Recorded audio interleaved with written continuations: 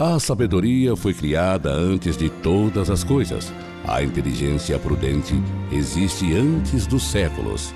O Verbo de Deus nos céus é fonte de sabedoria. Seus caminhos são os mandamentos eternos. Olá, meu irmão, olá, minha irmã. Que bom encontrar você novamente aqui no canal Palavra de Sabedoria. É bom ter você aqui conosco.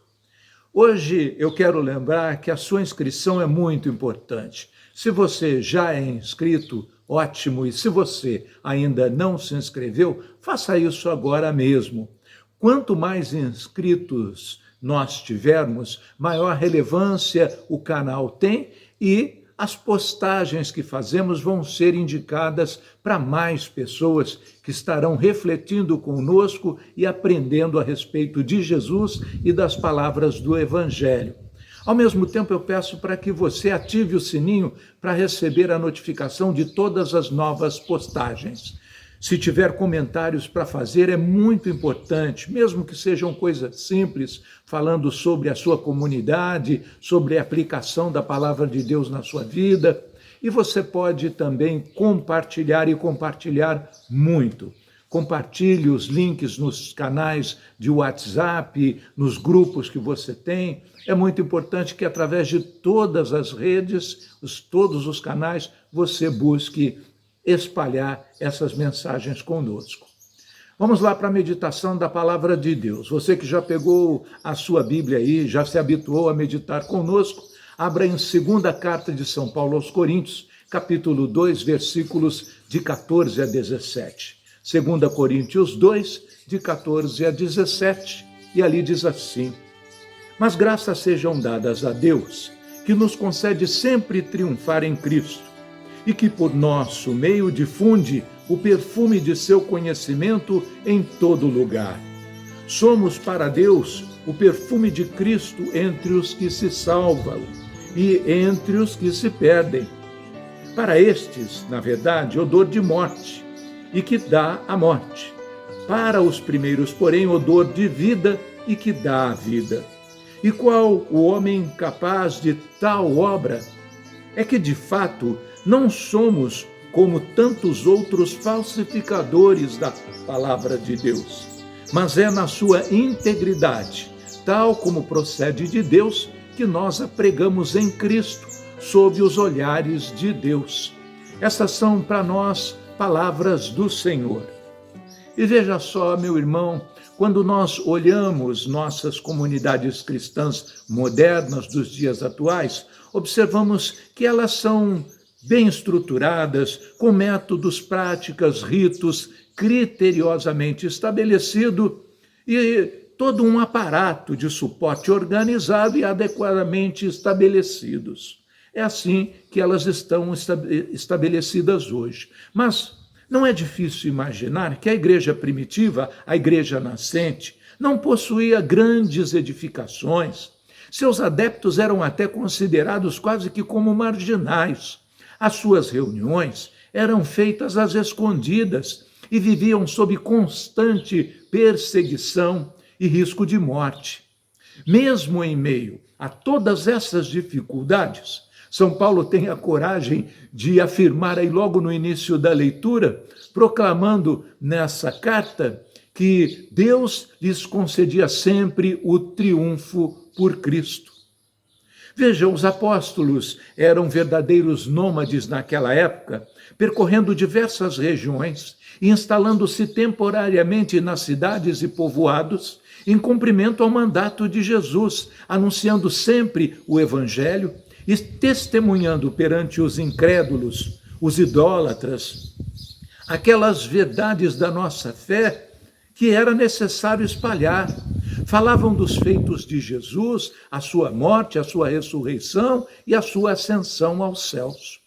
Os apóstolos eram verdadeiros propagadores do conhecimento de Jesus e da salvação e espalhavam as mensagens do Senhor como quem espalha um perfume entre as nações e entre os povos.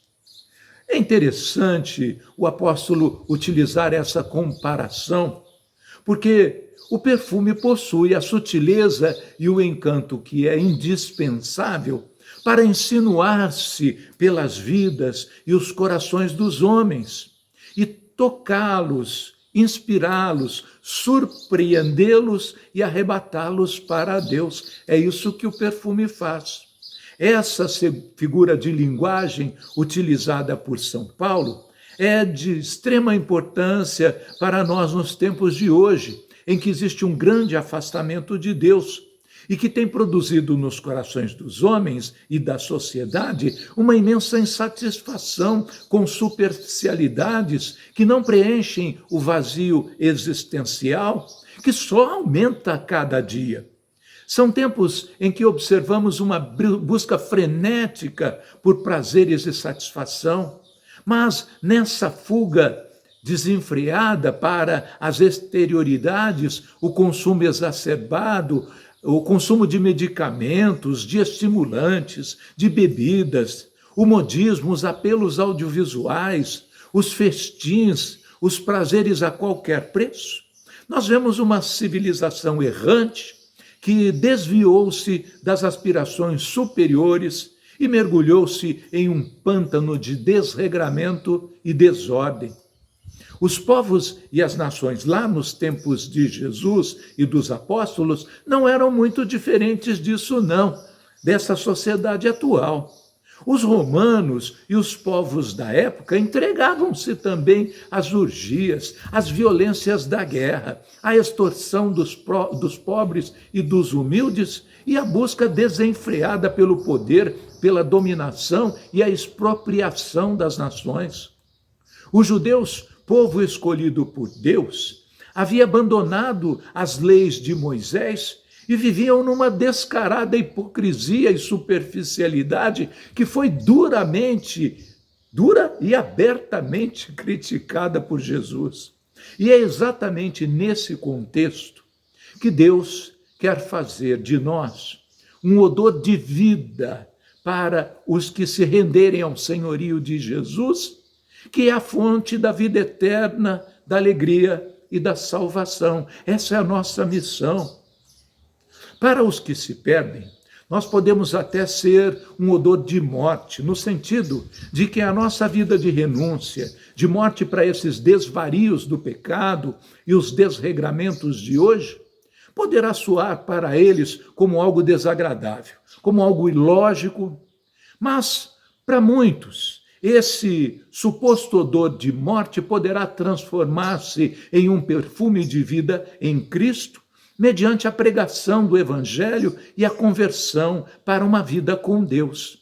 Mas isso, como diz São Paulo, não é obra nossa, porque o homem realmente não é capaz de tal obra.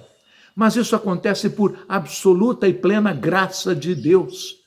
É Deus quem quer arrancar filhos e filhas da perdição, do erro e do pecado e trazê-los para a luz, para a verdade e para a salvação eterna.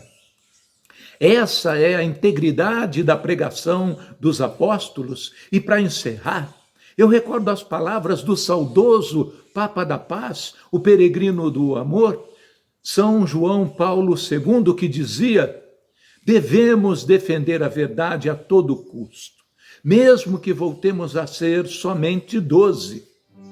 Vamos fazer agora a nossa oração.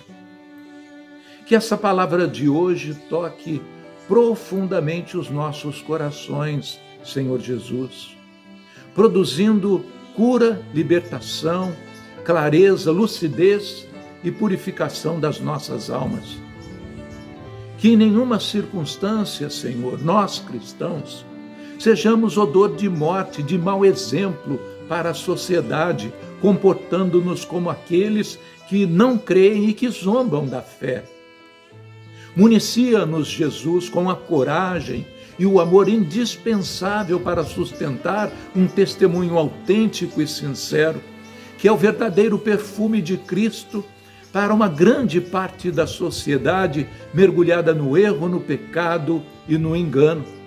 Que o Espírito Santo, bálsamo divino, o consolador do Pai, habite em nossos corações, fortaleça a nossa fé e o nosso testemunho e nos coloque de pé com vigor e vibrante ousadia para responder ao clamor do saudoso Santo Padre João Paulo II, defendendo a verdade a todo custo. Em nome do Pai, do Filho e do Espírito Santo. Amém.